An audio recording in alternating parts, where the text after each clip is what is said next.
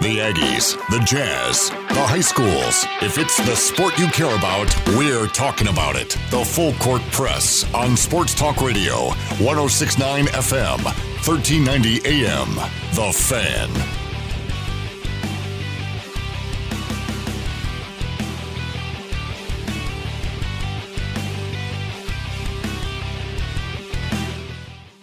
Good afternoon, everybody. Eric Frandsen, Ajay, Salvesen. How you doing? Hope you're doing well. Start of Major League Baseball playoffs begins tonight. Long season has come to an end, and the postseason is now. Got a wild card game this evening. Another one is tomorrow. We'll discuss what that those brackets, if you will, look like in Major League Baseball playoffs. What the path to the World Series looks like for some of these teams. And kind of give our thoughts about who we think will be there when it's all said and done. So we'll also get into a little bit more about the Utah Jazz. They have reported to practice. The fall camp is underway. And some of the reactions from Coach Quinn Snyder, the general manager Dennis Lindsay. We'll hear from them. We'll hear from Donovan Mitchell and Rudy Gobert. Yeah, we're working on it. We're working on that. But to hear what they all have to say about the start of this new Jazz season and a lot of expectations on this team. So how do the expectations change for some of the players that are in Jazz uniforms, those coming back and those that are new? So we'll look at that throughout the show today. Also, on Tuesdays, we share our player of the week from this past week, somebody who really stood out to us, what they were able to do in their sport on the field of play or on the court, as it were, and also a stat that blew our minds. So something that maybe you didn't hear or were not aware of, something that's happened over the past week that really caught our attention. But first and foremost, let's talk a little bit about this Utah Jazz team. Utah Jazz made some moves in the offseason, trading away Derek Favors, who had been there. He was the longest tenured Jazz man in this current lineup. And they made a decision to start to move a different direction, bring in different players to back up Rudy Gobert, and then also bring in another scorer, a couple other scorers. They decided to make a move to bring in Mike Conley and also to bring in Bojan Bogdanovic, to bring in more shooters, more scorers, more playmakers around Donovan Mitchell and Joe Ingles, among others.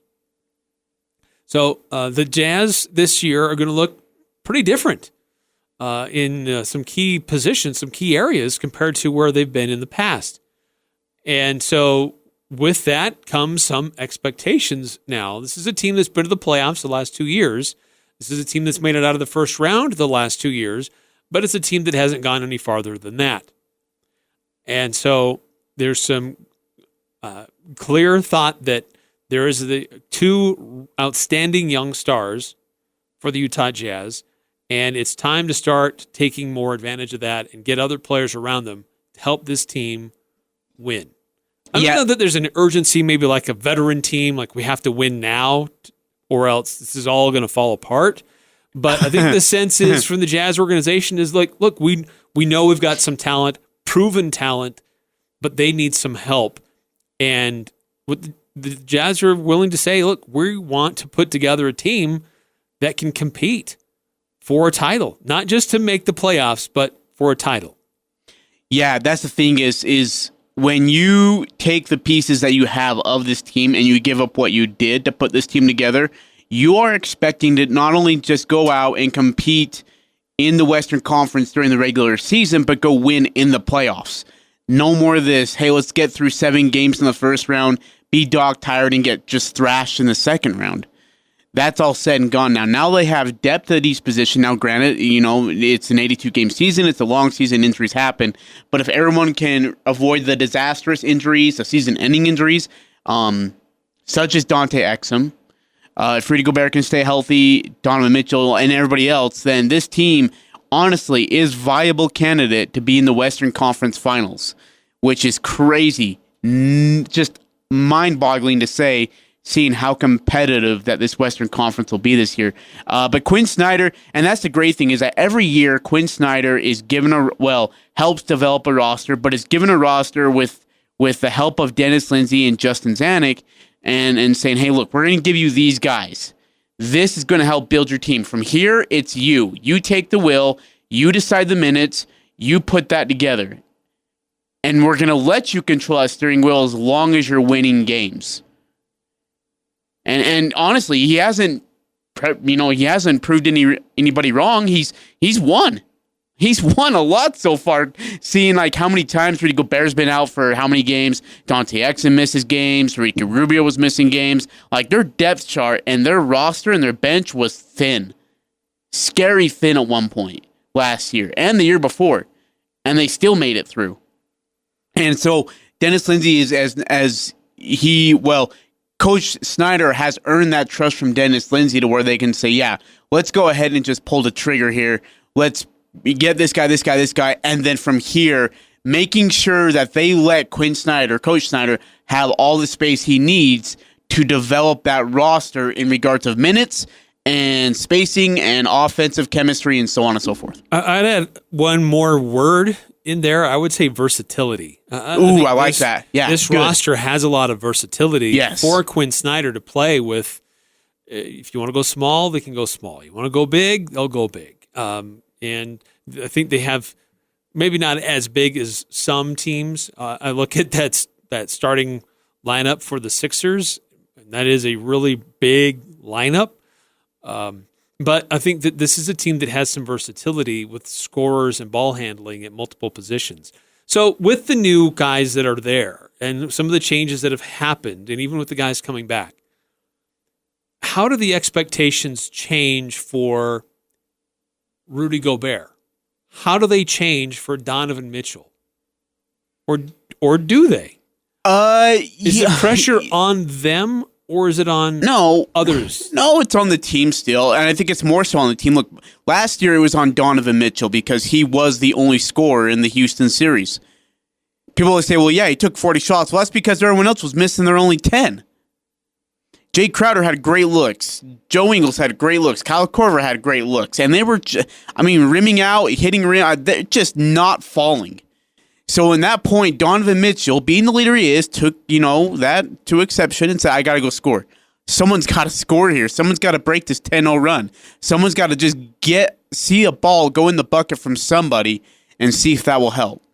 And more often than not, it was all on Donovan Mitchell's shoulders. Now, no excuses. Mike Conley takes a lot of pressure off of you because of his ability to score at the hoop, his ability to be able to create for playmakers. Bogdanovic is another big key guy that they get out of this and on this roster now, and he's a great scorer, especially from the corner. You think about all those good looks that Joe Ingles had from the corner, and over half of them go in with Bogdanovic. I know that sounds crazy, but it's true. Well, and even Jay Crowder. I mean, how many three-point looks did he look? Oh, man. And Ricky Rubio was bad, too. Ricky, right. Now who's getting those looks? Yeah. Mike Conley and Bogdanovic. Yeah. Who both have way better shooting percentages. Yeah. Those guys do. Oh, absolutely. And then the question is depth. So, sorry, I'm kind of just turning the roster in my head. Who's your starting five, Eric? Give me your starting five. Okay. I think you've got Conley at the point. Okay. Donovan Mitchell beside him. Okay. Then I think at small forward you have Joe Ingles. All right. And then you've got Bogdanovic at the 4, and then Rudy at the 5. Yeah.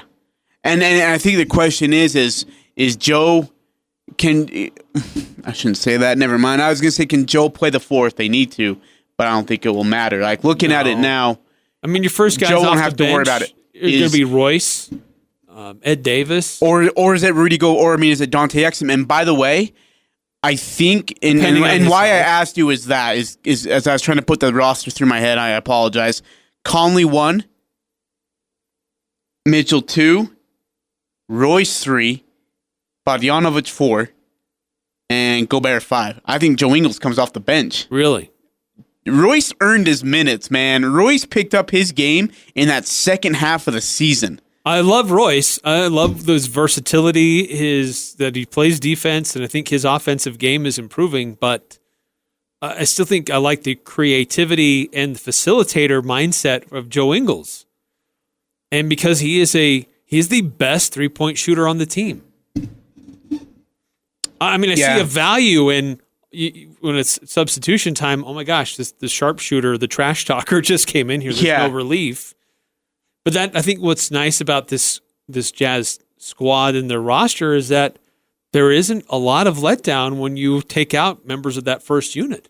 And actually thinking more about the depth and looking at the roster, Jeff Green's going to be a valuable commodity coming off the bench, as Ed Davis is going to be huge. Look, Ed Davis can't score.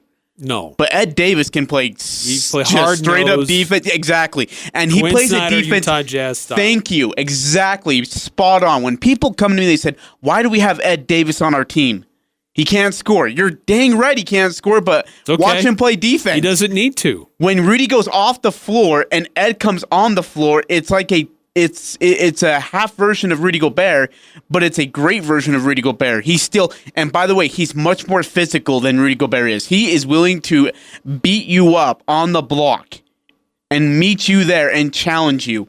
And he's a great rebounder. He has incredible box out skills. And he's got great jump, great vertical. He can get up in a hurry from 0 to 60 in seconds. I love the Ed Davis edition. For Dante Exum, it's been kind of an interesting roller coaster ride for him in so many ways, Eric. You look at, even when he was healthy, Snyder had him on a very short leash. It was, hey, one mistake in I remember the Memphis game last year, and he comes into the game, and Snyder called a play, and if I remember right, Dante doesn't rover because he gives the ball to the wing, and instead of rovering to the near side where I believe Joe Ingles is standing, he goes to the opposite side.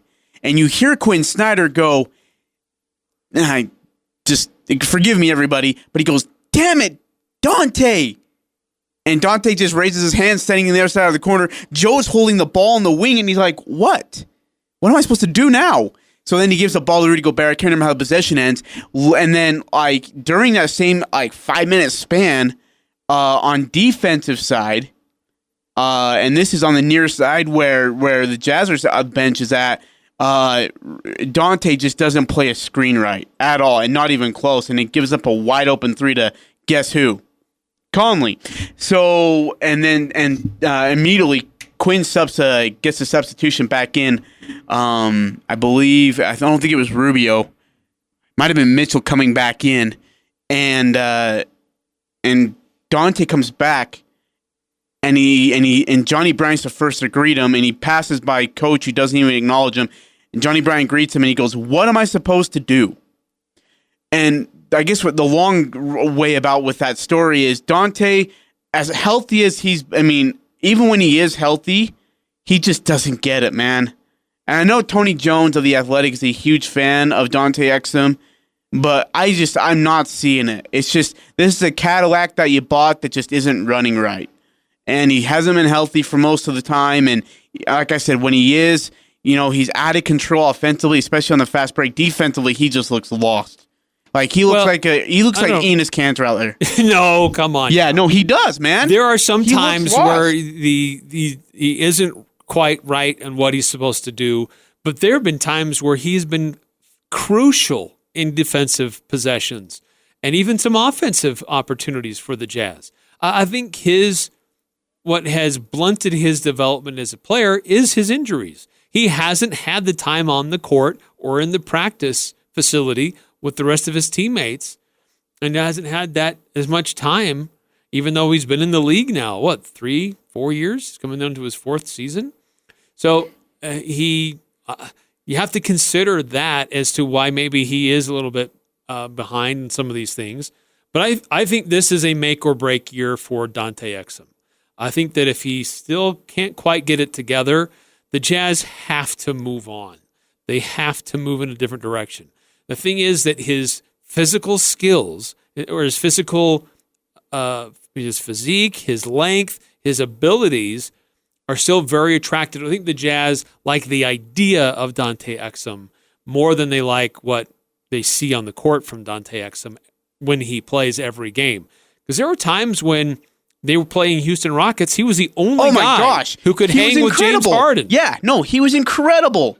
But how come we don't see it consistently? It's like this little peak that we see, every 13 games. It can't be like that. If you're going to be a key contributor off the bench for this Utah Jazz team, this 2019-2020 Jazz team, you have to be able to be contributing every single game, or at least over half the 41 games or 82 games, I should say. And either he's not healthy or he's just not getting it. I think that project's just run its course, and I think it's time to move on. And I wish when the proposal came up for Dante Exum for Mike Conley, not straight up, and I won't tell the trade details on the air, but Dante Exum was a part of that package, I wish you would have done it. I wish we would have pulled the trigger. But feelings and chemistry, or quote-unquote chemistry, got in the way. So, Eric, so besides Dante Exum, we still got to play this interview, huh?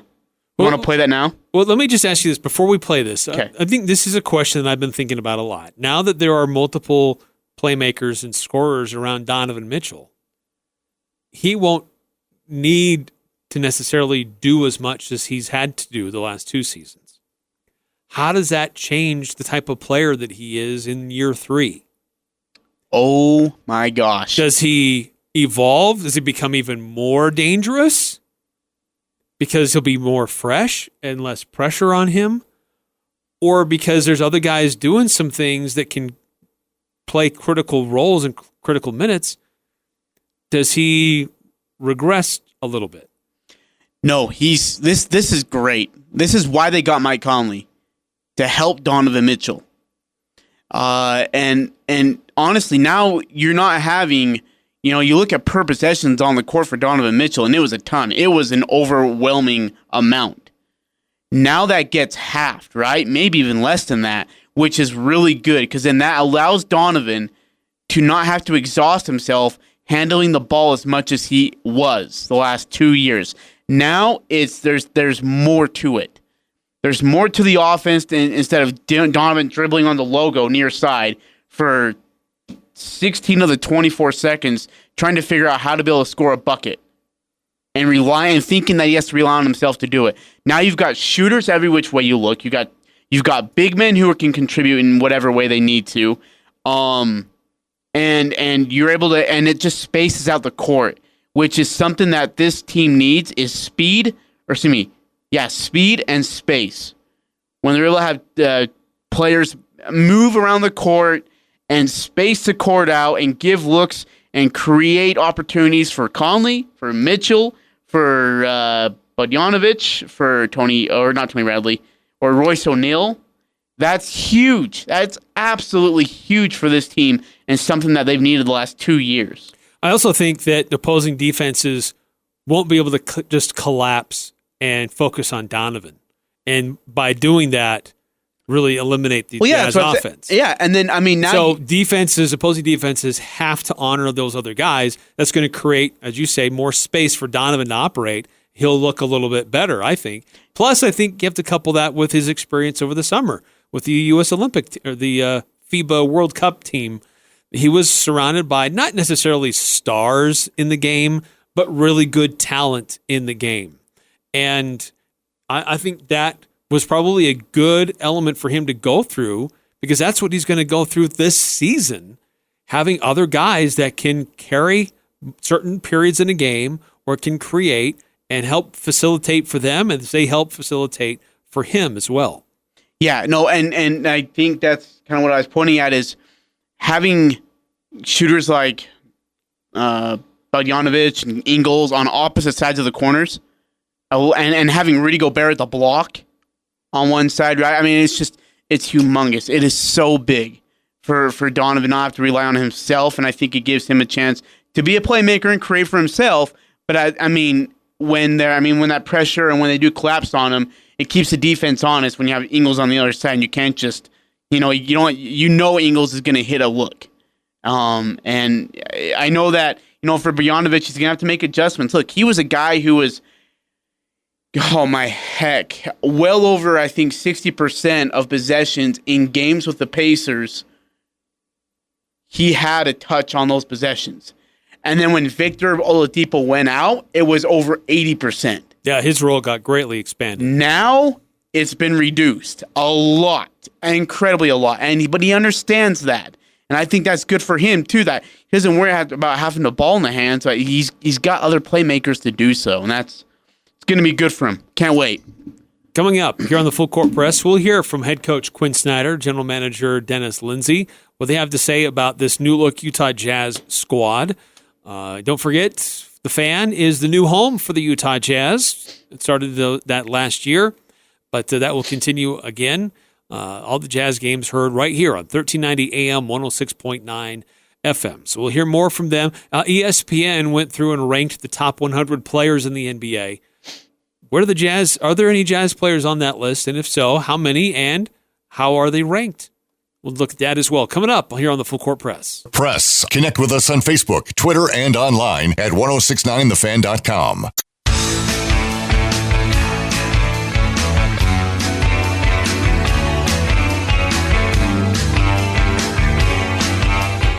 Eric Frandsen, Ajay Salvesen, thanks for joining us on a Tuesday. Utah Jazz certainly on our minds. They reported to camp yesterday. Coaches, players met with the media to discuss this upcoming season, some of the expectations that are now placed on this team, some of the moves that they've made, some of the successes that they've had, how do they continue to evolve and get better in a very competitive landscape in the Western Conference.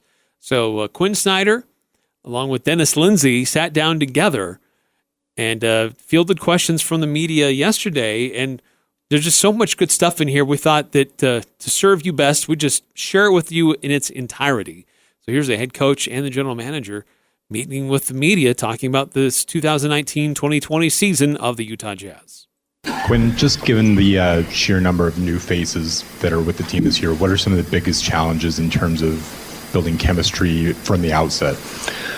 I think, from a coaching standpoint, the first thing is to get to know each player. You have preconceptions based on, playing against guys. And oftentimes you have a good feel, but there's always layers to that as you want to get to know a player, and both personally and on the court. I think from that, the interaction that players have together in combination, whether it be two guys or three guys, kind of finding out ways that they can help each other, and then you just kind of builds from there as far as combinations and lineups. Those are things that I think it's not a you're not taking a test at the start of the season. It's just an ongoing process. So we haven't seen everybody together yet, so it's, in some respects, a lot of that's going to be new for us as a staff, and I think for the guys themselves, to the extent that they're getting to know each other, and we can try to put them in positions to accelerate that and to maximize it, and also to be very adaptable when it comes to that, because I think, I think you find out things as the season goes along. Ben Anderson back here in this corner. Mm-hmm. Quinn, along those lines, with previous free agents you brought in or in trades and these new guys, how much do you not know about their game until you actually get them in-house? It's in line a little bit with what I was saying before, but I think you have to be careful not to make assumptions. There's a baseline, and I think players, it's like just all of us as people, I'm a different coach today than I was 2-3 years ago. I happen to be in the same place, but I think players change and mature over time, and then oftentimes when you do go to another place, or you play with even the guys that are on our team now, may be different playing with different guys. So it's hard not to make those assumptions. You can certainly look even statistically, like Ed's a pretty good rebounder. You know that. But at the same time, you don't want to box people in, because I think for players too, Mike hasn't played with a center that rolls like Rudy. I mean, so there's things that you need to see with guys in combination, and I think usually it's more addition than reduction as far as finding out more about guys. And then sometimes players, they have ideas about how they want to improve and things they want, even veteran players. I mean, that's something for us that we've really tried to be conscious of is there's no, certainly there's a point where maybe there's not as dramatic a change in your game, but there's nothing that says certain guys, even, as they get older, can't add things to their game. And that's something, we want to maximize the group, and particularly, guys that are here that we can try to help them get better. And sometimes they show us that too. How much do you see the style of play, both offensively and defensively, changing with the new additions? I think that the key thing on that point, because it's something I've had, you think about it, I think as a coach, every team, is different. Even sometimes when certain combinations are the same. Just like you're certain things you can do against certain opponents, but more specifically, our identity doesn't change. We still are a team that baseline wants to be, an elite defensive team, and that's what we want to work towards. Now, personnel may dictate that you play differently, particularly in certain situations. Because that's playing to your personnel. It's more common to think about playing to your personnel from an offensive standpoint, and we'll try to do that too. I mean, my job is to try to, kind of in line with what we were talking about as far as finding out about players, finding out about combinations, and then adjusting to try to, whatever you're doing from a system standpoint, to maximize that. But the same thing as I would say on defense and competing and valuing defense, we're still going to emphasize transition defense. It doesn't matter who's on the floor, we got to get back. That's the first line of defense. And then offensively, we're a team that's been unselfish. And I think you could, that can apply to a lot of different things conceptually on offense. Whether it's somebody taking a good shot, sometimes somebody getting an offensive rebound and kicking it out, a high pass to the rim. All those things manifest themselves, but they may look a little differently with different personnel. But I think from an identity standpoint, we like who we are, and I think our players, even though some of the guys that haven't played in competition yet, just from, the way they've played at other places and in contact as we're getting to know them, it's something that they will embrace. I'm confident of that. Don, here in the front row. Looking at Mike Conley coming in and being backcourt partner with Donovan Mitchell, have you seen those two mesh together in the offseason, and what kind of dynamic are you expecting offensively and defensively from that pairing? Well, the meshing part hasn't happened yet on the floor. Mike Conley's an elite point guard. I think just watching him play, being around him, seeing how he interacts, I think, and when I say elite, that manifests itself in a lot of different ways. I think certainly on the court, some of the things he does, the feel that he has for a game, and for players around him is really unique. He impacts the game. He's an excellent shooter. I think he's excited to play pick and roll. I'm excited to see him connect with other guys on our team and lead. And I think in Donovan's case, you have a guy in Mike that's unselfish, but also a guy that can play without the ball. I mean, I think because Mike is such a polished point guard in terms of his efficiency, his playmaking, his instincts. He's come off wide pin downs and screening action. He's able to spot up. And I think as far as there being opportunities for him that will be created by playing with Donovan, in addition to opportunities for Donovan playing with Mike. And really, you could say that about Boyan, in Donovan or Mike or Joe, like those combinations. And I think that's effective when those guys embrace each other. And that's why we talked about the unselfishness. Our ability, for guys to play together and having multiple threats is something that can really be to our advantage if we play to it. And I think that I think these guys want to play that way. So, given the number of guys who have had kind of number one experience, so to speak, on this team, do you look at staggering those lineups? Do you look at that as an opportunity to? You're right. It's a good question. Well, first of all, we've got guys that have, I don't know how you qualify number one threat. You could talk about it in terms of usage. Mike played with Zach Randolph and Marc Gasol, and if anything, there were times when he deferred. Boyan last year, we saw playing with Oladipo. His role, those guys they know what it takes to fit in. When I say fit in, it doesn't necessarily mean, defer. It means how can I be most effective? And, certainly,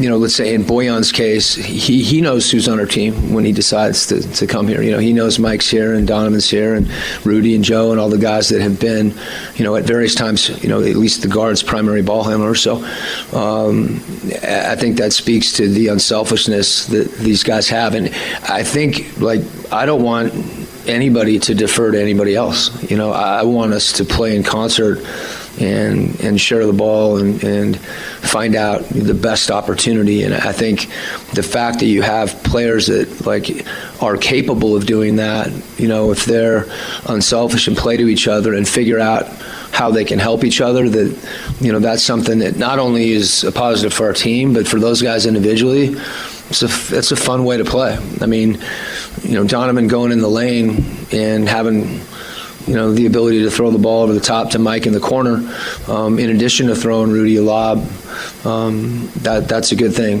Boyan spaced and driving the ball and, pulling up and making a mid-range shot. So I think it's up to those guys to figure out how to complement each other. And I do think that's not like a finite thing. Okay, this is what we do. I think game to game, and their willingness to kind of take what is given, I think is a key thing, and for us to recognize what those things are. When you mentioned your what's your headband? You don't have your headband. No, I'm not sweating yet. Yeah, well, okay. Maybe after you answer, but he wore a headband the other day, I'm embarrassed. Go ahead. You mentioned your evolution as a coach over the last 5 years you've been here. Has that impacted the way you've developed your assistant coaches and kind of defined roles within your staff? I had a unique opportunity. I moved 5 times in 5 years, from Austin to Philadelphia to Los Angeles to Russia to Atlanta and here. And one of the things to me that was always, I kind of put as a premium, particularly as a new head coach was there, was just how important the cohesion of the staff was. And we've had, a couple years ago, Igor going to Phoenix this year, Tony Lang getting a great opportunity in Cleveland. The staff is always evolving. And, whether it's your video room, or your, coaching staff proper, I think the key thing that we've tried to do is develop, to play to people's strengths and help develop, things that they want to improve at. And we've had a standard kind of 3 guys on the bench. Last year, it was Igor and Johnny and Alex. We'll rotate Lamar Skeeter and Vince LaGarza and Zach Guthrie through those spots based on a number of factors, scouting, things like that. So in some ways, and the reason for that is because I think all those guys are really talented coaches. And the key for all of us as a staff, it's no different than talking about, Boyan and Mike and Donovan and Rudy, Alex and Johnny, their leadership roles as they've grown as coaches, and then the guys I just mentioned, their opportunities that are provided as people go. I've wanted to promote from within, and that's what we've done. We brought Brian Bailey in from the Stars to be on our staff. He's going to be working along with Jeff Watkinson. Jeff's passion and one of his great strengths is player development. He's got a unique background in that sense. So, trying to give guys focal areas and while at the same time blending the staff together. To me, it's been a big focus for me this offseason, to be honest with you. And I think we've had that every year with our team. I'm really, obviously it's something that's important to me because I'm talking about it a lot right now. But I think to the extent that we want our team to play a certain way, we want our staff to function a certain way. And, those synergies between guys and guys having roles, I think is important for our group, for our staff, that is, and also for guys individually. So I'm really excited about our group. I think we have a very, very talented staff, both from an individual development standpoint, from, a tactical standpoint, and from a relationship standpoint. It's a big thing, especially when you have new players. So, yeah, wow, great stuff there from both Dennis Lindsay and Quinn Snyder. Just the way that they approach the game, the way that they think about basketball is definitely different than most. So interesting about the roles of the different players, the new additions, the guys coming back, how this team got put together, and what they want to do, what they want to achieve this year. So a pretty special group, pretty special leadership that this Utah Jazz organization has. You see a lot of dysfunction in some places throughout the NBA. You don't see that in Utah. So anyway, we'll take a quick step aside. We'll get some more thoughts about the Utah Jazz after they've had their media day. Next hour, we'll hear from Donovan Mitchell and Rudy Gobert, the stalwarts, the young studs coming back for the Utah Jazz, and what they have to say about this new look team and their experiences playing internationally and how that might help them in 2019 and 2020 season. Also coming up, we're also going to give you our player of the week and the stat that blew our mind. We'll also give you a preview of what's going on for Major League Baseball playoffs. Wild card game starts tonight. Who's playing, where, and what the schedule looks like over the next couple of days. Plus, our thoughts about the path to the World Series, who has the easiest path there. So we'll discuss that and more coming up right here on the Full Court Press. The Aggies, Jazz, high schools, even the Pee Wee's T-ball team. It's the Full Court Press on Sports Talk Radio, The Fan.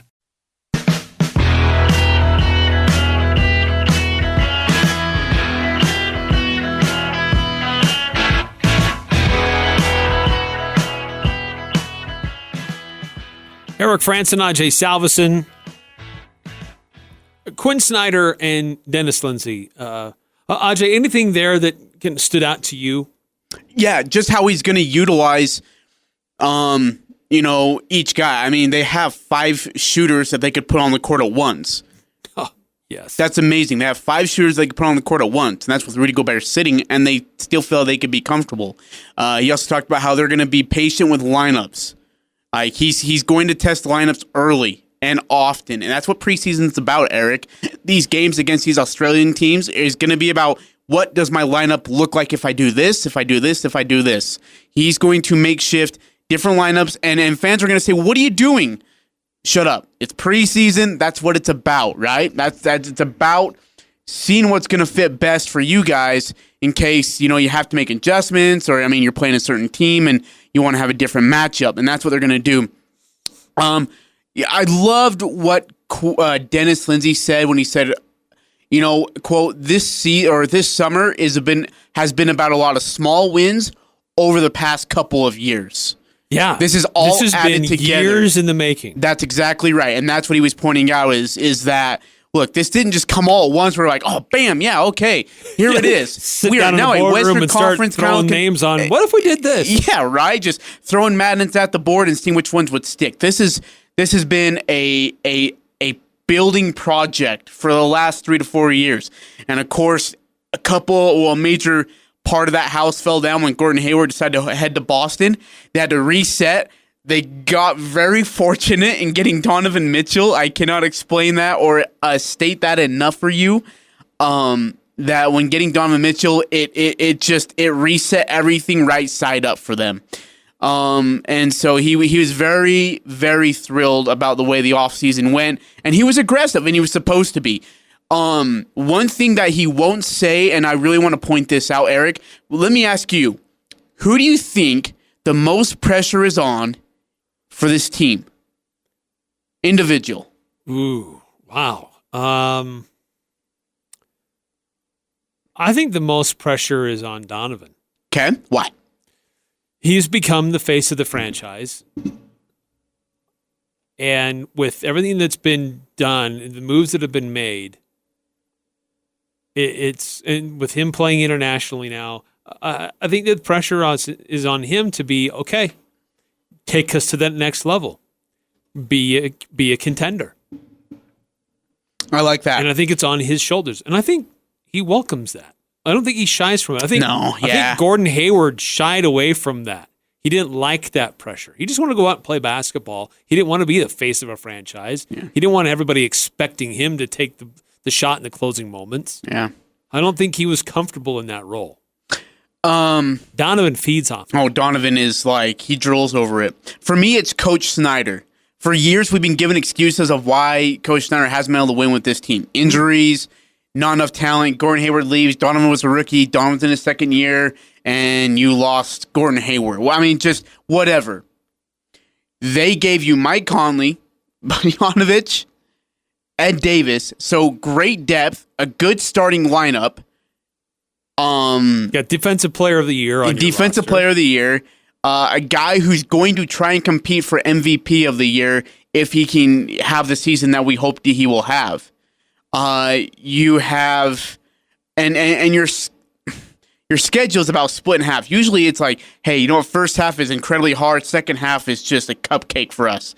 Split in half now. It's pretty even both ways, and you have a very tough down the stretch in that final part. It's not front loaded. It's not back loaded. No, not at all. So with that, all right, Quinn, now what can you do with this? If he can't win with this roster... You've had the best tools ever. Bingo. And if you can't win with this roster, I don't know what we should do with you. I don't know what we can do more. And that's where this goes into. And then I think that kind of finally leads into, when I say that, Eric, what is your highest ceiling? What is your bottom basement with this team? And what's the main floor? Ooh, I think that's a great question. I think the ceiling for this team could be Western Conference Finals. I don't think they're an NBA Finals team yet. But I do think that if all goes right, the highest potential, all the stars align with this team, the way they're built, I could see them making it to the Western Conference Finals. What's their basement? A road playoff team.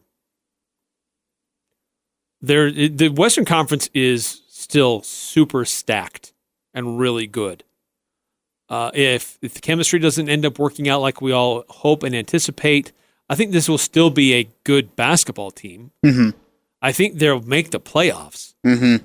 But I think the basement could be maybe a 6th seed. Okay. I wouldn't really see this team with the talent it has and the depth that it has to be any lower than that. Okay. And what's the main floor? I could easily see them as a 2nd or 3rd seed come playoff time. So realistically, you're about where you are with the high ceiling. That's incredible. Pretty That's close. Amazing. Yeah, I love that. And I'm with you, Eric. I think your highest seed is. I think your highest ceiling is honestly a 2 seed. I really think with the Jazz, this team can be a 2 seed. I know that's nuts. I know it makes this almost just, it makes you shake your head and think, what the heck are you talking about? Jazz, 2 seed? 97, 98 all over again? Yeah, absolutely. This is, I think that team can do just this. Now, the bottom floor, the basement, I see as a 7 or 8. I mean, they still make the playoffs, but they're in that 7 to 8 range. And do you know what's crazy? Is even at a 7 to 8, I still think they could compete with a 1 or 2. They could possibly be the most dangerous 8 seed going into the playoffs. But realistically, Eric, I see him as a 4 seed. Really? I do. I which would be great. It's higher than a 5. But I see him as a 4 seed as of right now. I think that the Clippers are going to be really tough. LeBron's re-energized, and so as are the Lakers now with their new crew. I think Russell Westbrook and James Harden are going to be deadly together. I know people are thinking, dude, he's going to lose his bricks. It's going to be nuts. They aren't going to be able to find the time for ball per possessions, but it still terrifies me. There's nights alone where Russell Westbrook or James Harden killed us on 2 separate teams. Now they're on the same team. So that's kind of where I sit with that. But okay. Yeah. I could see that. But I don't think Denver, Portland, Minnesota, San Antonio, or New Orleans can compete with us. I don't. I would agree with that. I think Denver will have a decent season again, but the Jazz are their kryptonite. So I think that the Jazz will prevail. I think they just have more experience, more stars, and just better players than Denver does. All right, we'll continue to discuss the Utah Jazz. ESPN put together their top 100 players in the NBA for the upcoming season.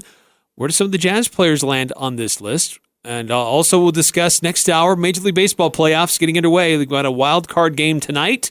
Who's playing where? What does the path look like to the World Series?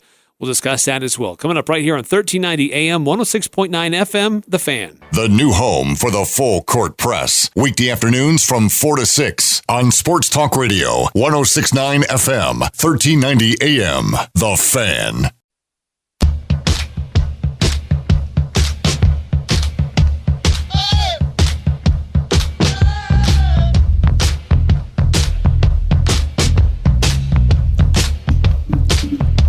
Full Court Press, Eric Frandsen, Ajay Salvesen. I'd like to get your feedback. What's the ceiling for the Jazz? I'd like to hear a question, Ajay. What's the ceiling? What's the basement? What's the main floor? So what do you think is realistic? Yeah, what's your best, what's your worst case scenario, and what's your realistic expectation? Mine really doesn't vary a whole lot. Well, you know, and see, it's not a very big window. It does, but it doesn't. I mean, look, a 7 seed versus a 2 seed is a big deal. And, but, I mean, that main floor of being a 2 or a 3 is amazing. Like, that's exciting to hear, Eric. When's the last time you said in your head, yeah, I could realistically see the Jazz in the top 2 or 3? Not since 97, 2000? 98? And I don't even think, 2000, maybe 03 or 07 when the Jazz were one of the better teams in the Western Conference. Yeah. But, I mean, this is nuts. And then for me, you know, even what's crazy is our worst case scenario has them in the playoffs. Our basement flooded has them in the playoffs still. Right. This team that is stunning to me. Has so much talent and depth that we think their worst case scenario is they're still a playoff team. Yeah. You know what I hate, though, is that now that there's 2 really good LA teams, all you're going to see on ESPN, Bleacher Report, you name it, is going to be all LeBron talk shows, and all the talk shows that you'll hear on this very station, except for ours, all your talk shows are going to be like LeBron and the Lakers, Kawhi and the Clippers. LeBron this, LeBron that. Zion, they're based in Los Zion Angeles, picked his nose, flinged it on the court, and then went and dunked on that same booger that he just flinged on the court. Okay. I mean, that's what you're going to hear. You and I will talk about the Jazz. We'll focus on the Jazz. Will we give you NBA talk? Sure. We'll focus on Utah, though. I can't wait for... Are we going to be airing those games this Saturday, by the way? The exhibition games? That I don't know. That's a good question. We need to find out and report it to our listeners. Yes, we will. Okay. Hey, by the way, NBC Sports has their preseason top 25 for college basketball. Utah State at number 15. No! Really? Number 15. What? Can we talk about that next hour?